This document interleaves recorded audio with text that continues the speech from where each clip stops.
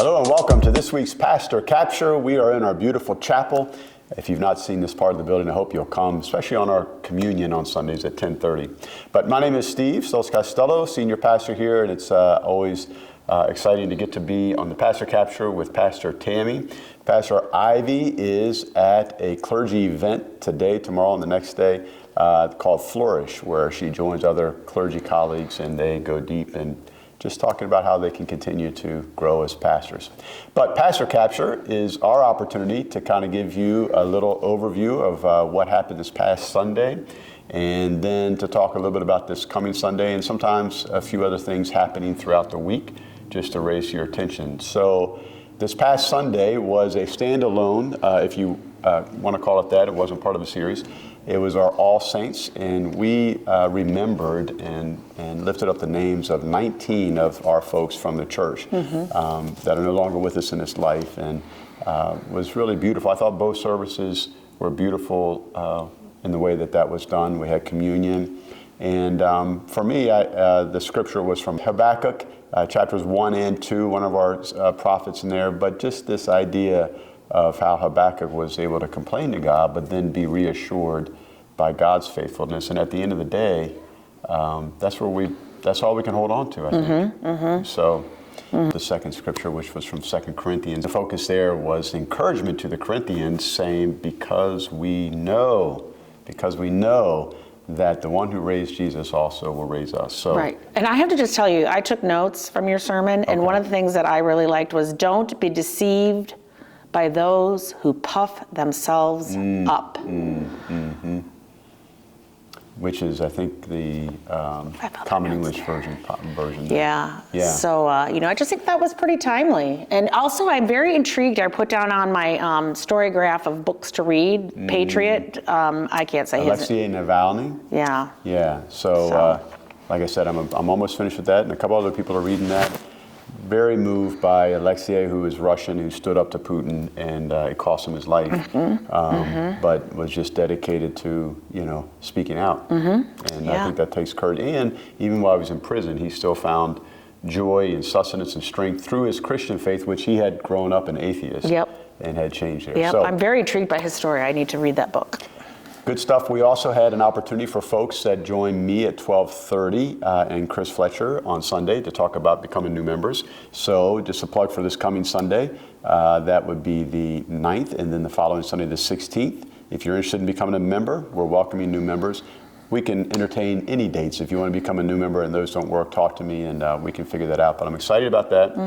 In staff meeting this week, Michaelan shared about the lock-in last Friday, which was for our youth. We're continuing to see our youth ministry just grow, and that's awesome. exciting. Very exciting. Pastor Tammy was able to be part of that, and Pastor Ivy, she gets the award for sticking there the longest. And at the time, 5 a.m. 12 to 12:30 to 5:30 or something. Yeah, so be sure to send a nice note to Pastor Ivy and say you're awesome. Yeah. In Sunday school?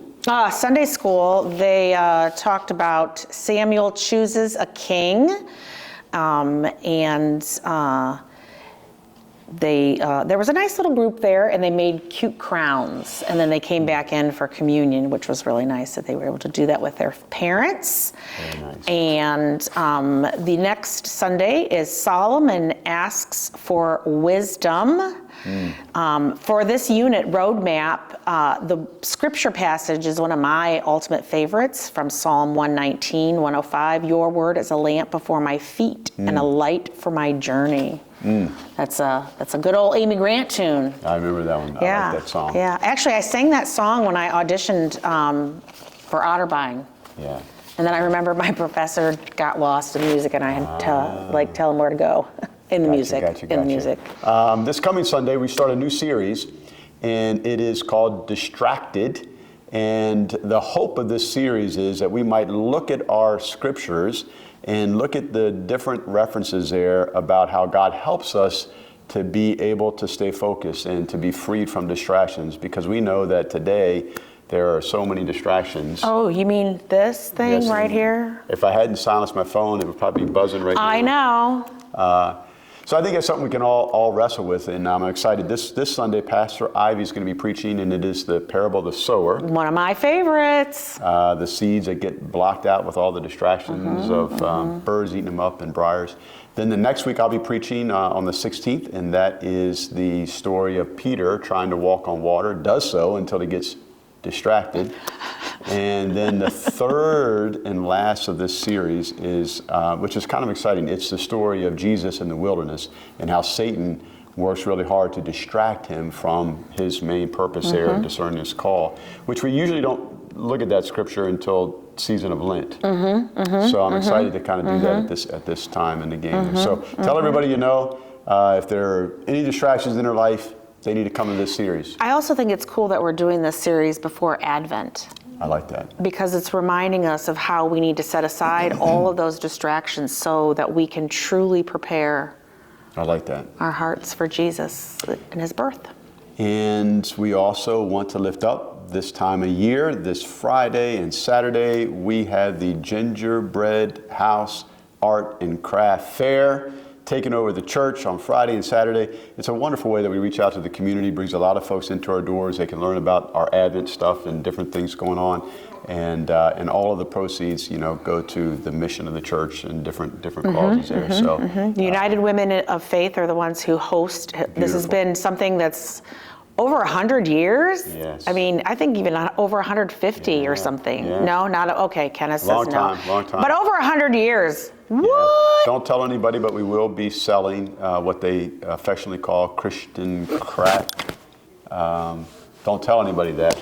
We could get no. Oh my gosh! It's just those popcorn. You said that out loud. It's the popcorn kernel things that have caramel over it, and it's delicious. And you can't eat just one piece. You have to eat the whole bag. Yeah. This product may cause you anything. What did you say? I was trying to give those real fast disclaimers. This product could cause addiction.